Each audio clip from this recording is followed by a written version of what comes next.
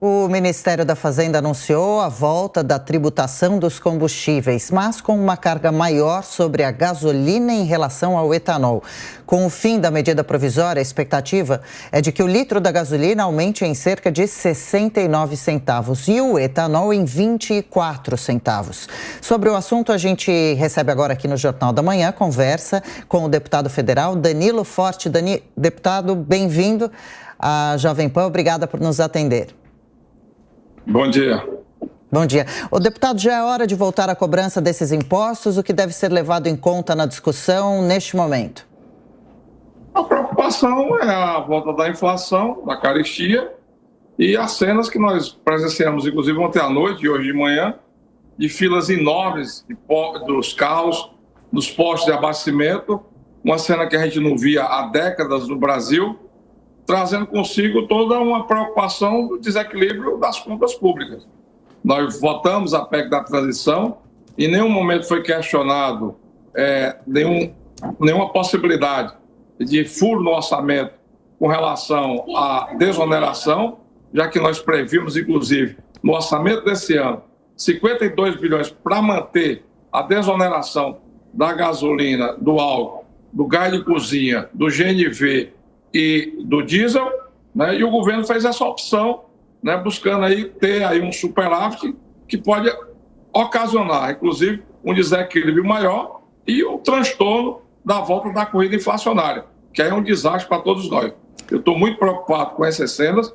Eu acho que essa falta de firmeza do governo, seja no ano passado, quando a gente estava discutindo a PEC da transição, seja no início desse ano, quando prorrogou por 60 dias apenas no que diz respeito à gasolina e o álcool, seja no que diz respeito à possibilidade, inclusive, de fazer uma reoneração escalonada, tudo isso vai realimentando uma cultura que o Brasil já tinha vencido, que era a cultura inflacionária. Então, eu estou muito preocupado porque acho que mais imposto é mais carestia, mais inflação e mais desemprego. Jornal da Manhã, hora certa, agora 7h32. Deputado federal Danilo Forte. Agora, deputado, o senhor está no comando da Frente Parlamentar que debate questões ligadas a energias renováveis e já liderou muitas discussões em torno disso. Faz sentido para o senhor que as alíquotas sejam maiores para a gasolina do que para o etanol, justamente sob o argumento de incentivar o consumo de um combustível que seja menos prejudicial ao planeta, à natureza? Aí são duas questões separadas, porque na gasolina 25% já é etanol, né? E os carros hoje são quase todos híbridos. Então eu acho que trazer esse argumento é tentar reforçar uma tese para criar um gancho, né, para criar uma justificativa para a reoneração dos combustíveis, né? Eu acho que, nesse momento aí, a força da economia é maior. Agora, na questão da guerra da Europa, a Europa voltou, inclusive, para a térmica a carvão, para poder garantir a calefação.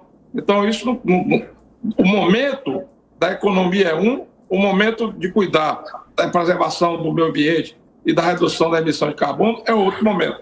Eu acho que o Brasil hoje tem 92% da produção de energia do país é energia limpa, é o país que mais produz energia limpa no mundo, né? A nossa participação de emissão de carbono no mundo é menos de 2%, ou seja, o Brasil emite muito pouco carbono, né? E não é esse fato em si que vai criar um comportamento de mudança de combustível dos veículos no Brasil. O que vai criar é exatamente o controle da economia. E a minha preocupação nesse momento é com a questão da inflação. A inflação destrói os orçamentos. Quem paga essa conta, de novo, são os assalariados, né? São os mais pobres, que é que pagam o preço da inflação, porque os ricos repassam. Os empresários repassam o custo. Agora, quem recebe salário, quem recebe aposentadoria, não tem para quem repassar o custo da inflação. E a minha preocupação é exatamente essa. É desse desajuste que o governo e dessa insegurança que o governo está gerando logo no início da gestão. Eu acho que isso é que é preocupante. Deputado federal Danilo Forte, participando aqui do Jornal da Manhã, a gente acompanha a discussão sobre a volta da tributação dos combustíveis. Diogo Schelp, a sua pergunta para o deputado agora. Deputado, bom dia. Deputado, existe uma possibilidade, algum plano de manter essa desoneração via Congresso, via Câmara dos Deputados? Existe algum mecanismo que permita isso? Deputado, o senhor já responde, só um instante. A gente vai seguindo aqui no Jornal da Manhã com essa discussão, lembrando que ainda hoje o ministro da Fazenda, Fernando Haddad, volta a se reunir com o presidente Lula para discutir e acertar em definitivo os detalhes dessa decisão que vem gerando polêmica em todo o país. A hora certa, 7h35. Repita. 7h35. Bom, estamos aqui no Jornal da Manhã recebendo o deputado federal Danilo Forte falando sobre a possível reoneração, tributação dos combustíveis. Deputado, o Diogo Schelp fez para o senhor há pouco uma pergunta aqui que o senhor responde agora sobre a possibilidade dessa volta da tributação não acontecer através do Congresso. Como se trata de uma medida provisória, o Congresso tem que votar. Só que durante o período em que a medida provisória não é votada, ela tem vigência de lei. Então, hoje, a medida provisória está valendo. E a data limite da desoneração é 28 de fevereiro, ou seja, hoje, até meia-noite. A partir de amanhã, cairia toda a desoneração. Voltaria a cobrança completa do PIS e do COFINS. Isso dá um aumento de 69 centavos em média no preço da gasolina. A gasolina vai voltar com certeza a mais de R$6 em todo o Brasil, chegando a quase R$7 nas regiões mais periféricas, inclusive no Ceará, que paga a gasolina mais cara do Brasil. Por outro lado, a medida provisória tem um prazo para ser votada. São 120 dias. A primeira medida provisória foi no dia 2 de janeiro. Vota 90 dias na Câmara e 30 dias no Senado. Então, essa, mais ou menos, é o cronograma de votação das medidas provisórias. É lógico que, na vigência delas, o governo pode fazer a sua decisão administrativa, mas o debate vai voltar para a Câmara. E eu acho muito difícil a Câmara, que no ano passado teve a sua maior vitória, exatamente diminuindo os impostos. Foi a primeira vez na história do Brasil que a Câmara dos Deputados, o Congresso Nacional, votou uma lei para diminuir imposto. E foi a minha lei, que é a Lei Complementar 194, que deu a isenção e também reduziu o ICMS, que o Estado chegou a cobrar 34% como Rio de Janeiro e passou a cobrar 17%. Isso foi um ganho muito grande. A gente tinha gasolina um ano atrás com mais de R$7 em média no Brasil. Chegamos até a R$4,50, R$4,60. Agora, de novo, vem uma onda inflacionária, vem os preços sendo reonerados. E na contramão do mundo, porque o petróleo está baixando. A nossa gasolina está, em média, 20 centavos mais cara do que nos países, inclusive, europeus. Então, eu acho que é essa contramão, é esse desacerto que o governo não conseguiu resolver.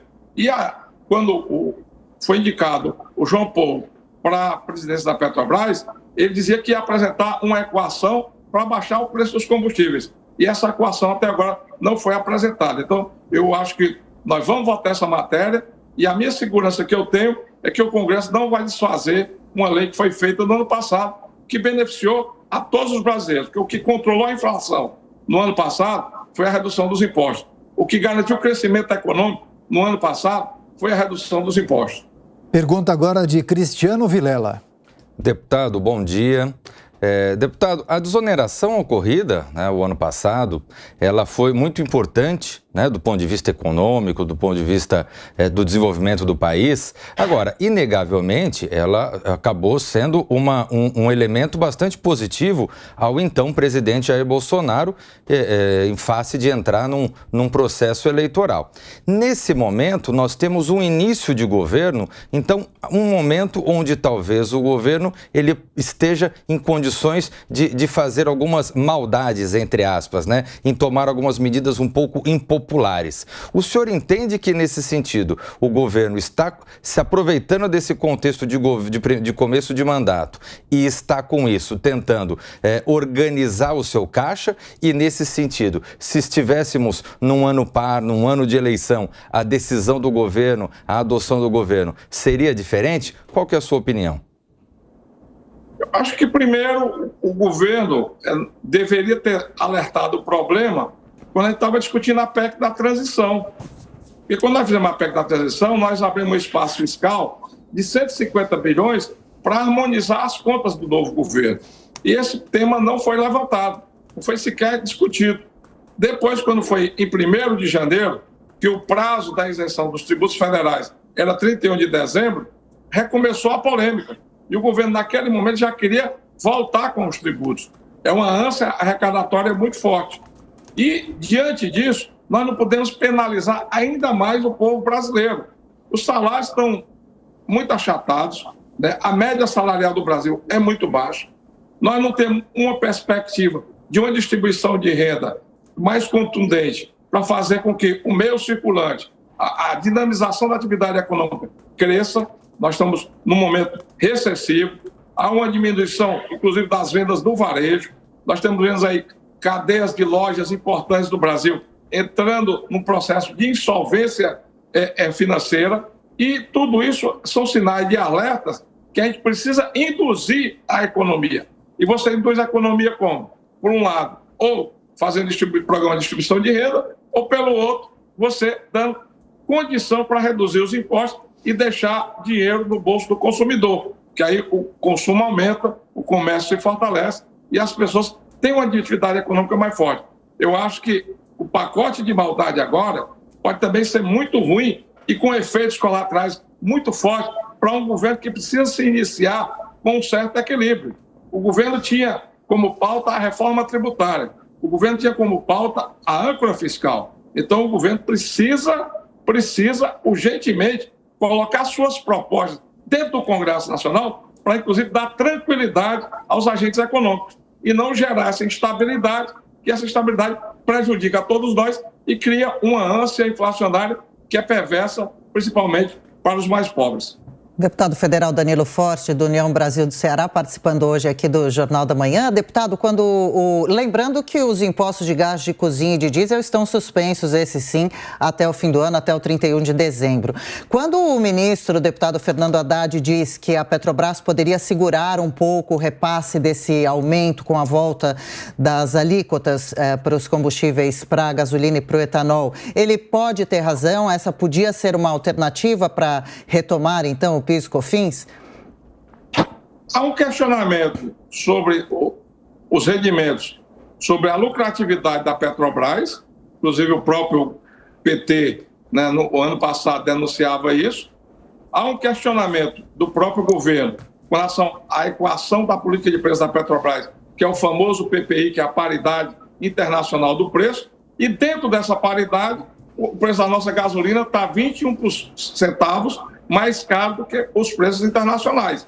Então, eu acho que a Petrobras, pelo discurso do ministro Haddad, poderia reduzir um pouco a sua margem de lucro e poderia também cortar esse excesso que tem sobre o preço com relação ao PPI. Imagino eu que talvez ele esteja pensando assim. Só que ninguém vê disposição na Petrobras para isso. E o que vê é exatamente o mais fácil. O que é mais fácil? Aumentar imposto. Aumentando imposto, tira o problema de cima do governo e joga o problema em cima da população. Deputado federal Danilo Forte, obrigada pela entrevista, pela participação. Boa terça-feira para o senhor. A gente segue acompanhando o assunto, a discussão.